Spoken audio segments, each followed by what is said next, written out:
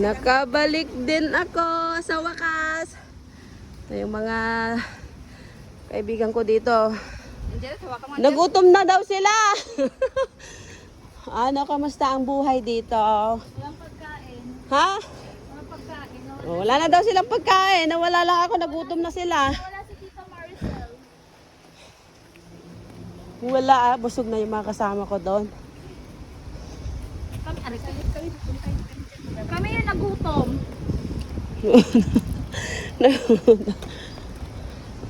Hindi okay na yung boses ko kasi si Mimi kasi laging ubo. Sabaw lang, Sen. Kahit wala ng laman-laman. Gulay.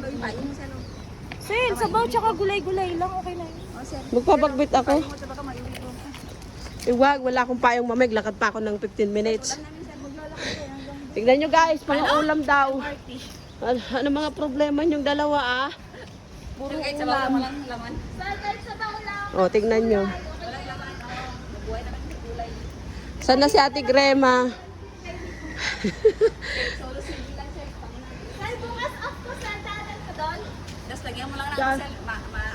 Sen, Ah. off ko bukas. Oh, Diyos ko ka, hindi mo alam doon. Tayo na lang kita sa MRT. Bakit makapunta pa ako sa MRT? Sabi mo, may kukunin ka lang. Bagtit, maglalakad ako ng... Sir, sabaw, may green chili, sir. Tapos maasin. Tignan nyo itong puro... Buhay na kami, sir. Tignan nyo guys, yung mga ito, mga gutom na. Nagmamakaawa na. Mamakaawa na.